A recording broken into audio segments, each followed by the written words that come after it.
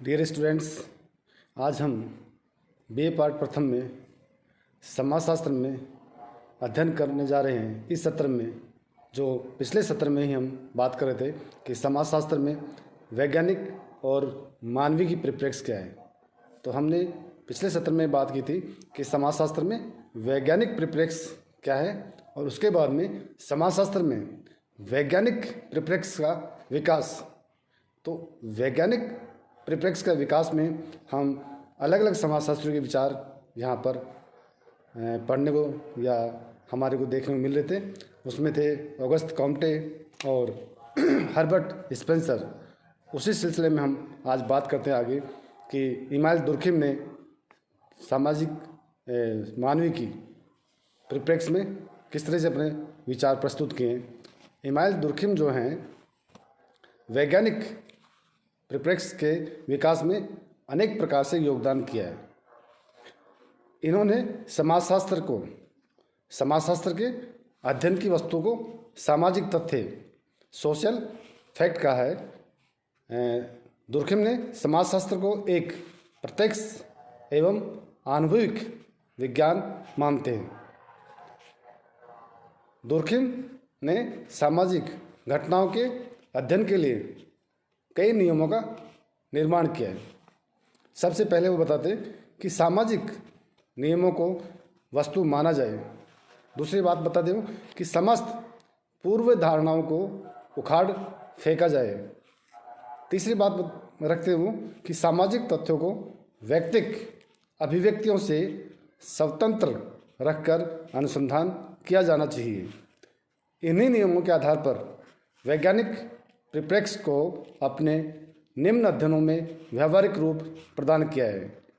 उनकी जो पुस्तक है the suicide, the division of labour in society, the elementary forms of the religious life, इन अध्ययनों के अतिरिक्त यांत्रिक एकता और साविवी एकता, सामूहिक प्रतिनिधान आदि अवधारणाओं का निर्माण करके समाजशास्त्र के परिप्रेक्ष्य को वैज्ञानिकता प्रदान करते हैं।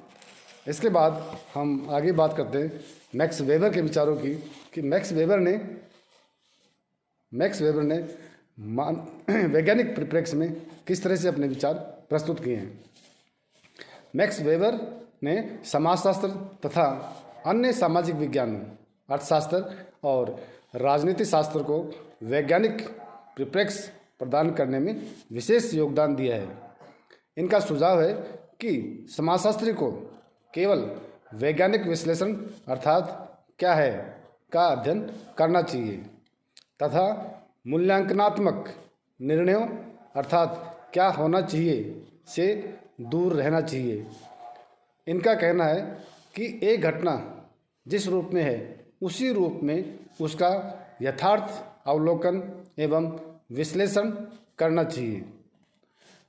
वैज्ञानिक को घटना से संबंधित अच्छा बुरा, सत्य असत्य, उचित अनुचित आदि का मूल्यांकन नहीं करना चाहिए। समाजशास्त्री वैज्ञानिक परिप्रेक्ष्य के संबंध में यह भी कहा कि सामाजिक घटनाओं के अध्ययन में प्राकृतिक विज्ञानों की विधियों का प्रयोग नहीं करना चाहिए। मानवीय संबंधों के अध्ययन को वैज्ञानिक परिप्रेक्ष्य प्रदान करने के लिए मैक्स वेबर ने एक विशेष अध्ययन पद्धति वरस्टेन का विकास किया है। इस पद्धति के अनुसार सामाजिक क्रियाओं के व्याख्यात्मक विश्लेषण करने के लिए क्रिया में भाग लेने वालों की स्थिति में समाजशास्त्री अपने आप को रखकर क्रियाओं व उनके प्रभावों का अध्ययन करता है। इस पद्धति का महत्व स्पष्ट करते हुए मैक्स वेबर ने बताया कि प्राकृतिक घटनाओं और सामाजिक घटनाओं में अंतर है। प्राकृतिक वस्तुओं का वस्तुपरक अध्ययन किया जा सकता है क्योंकि उनकी अध्ययन की वस्तु के पास बुद्धि नहीं है। मानव के पास बुद्धि है, तर्क है, तर्क शक्ति है। वह सामाजिक क्रियाओं को समझने के बाद प्रतिक्रिया करता है। इस प्रकार से सामाजिक क्रिया के अध्ययन के दो दृष्टिकोण होते हैं। पहला है कि एक वह जो दिख रहा है, इसे वेबर ने वस्तुपरक बताया है, और दूसरी वह जो क्रिया में भाग लेने वाले सहभागियों के अनुसार हो रहा है, जिसे ज्ञात करने के लिए आपने वर्स्टेन पद्धति का सुझाव दिया। वेबर के अनुसार सामाजिक घटना में जो कुछ दिख रहा है वह वैज्ञानिक नहीं है, बल्कि जो कुछ सहभागी समझ रहे हैं या कर रहे हैं या निर्णय ले रहे हैं वह वैज्ञानिक है, जिसे ज्ञात करने के लिए सहभागियों के व्यक्तिपरक या विषयपरक दृष्टिकोण से अध्ययन करके ही समझा, देखा या परखा जा सकता है। मैक्स वेबर मूल्य युक्त अध्ययन के समर्थक रहे हैं।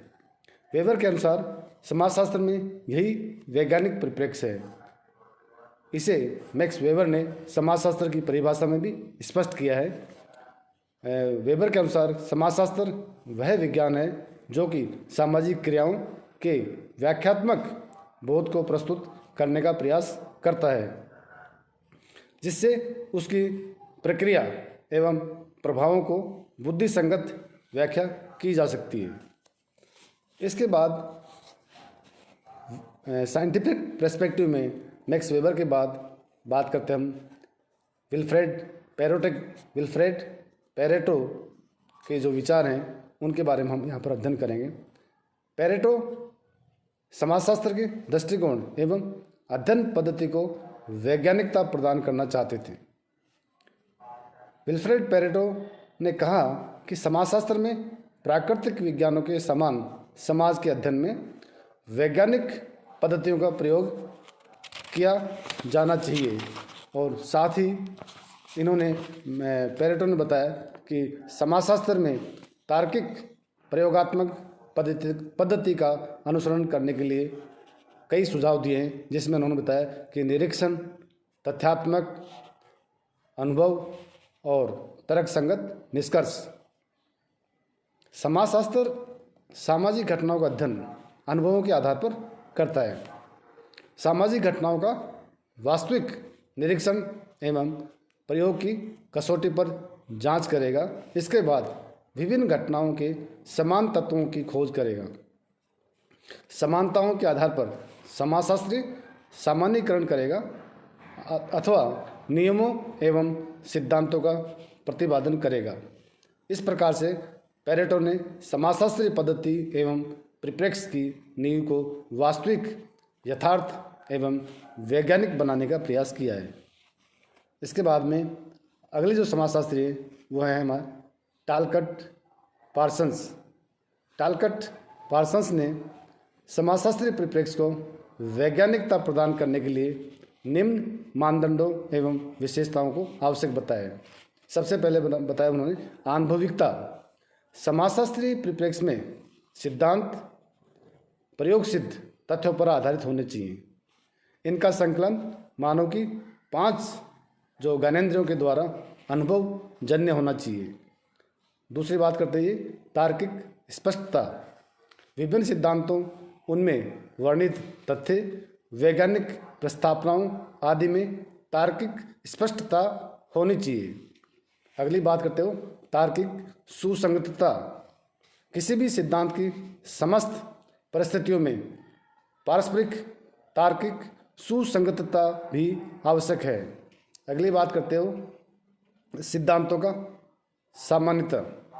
सिद्धांत ऐसे होने चाहिए जो सभी स्थानों एवं कालों में सत्य एवं प्रमाणित सिद्ध हो। सिद्धांत में सार्वभौमिकता गुण होना आवश्यक है। आज हम यही बात करेंगे। आगे जो अन्य समाजशास्त्री उनके बारे में उनके जो विचार है वैज्ञानिक परिप्रेक्ष्य में वो हम अगले सत्र में करेंगे।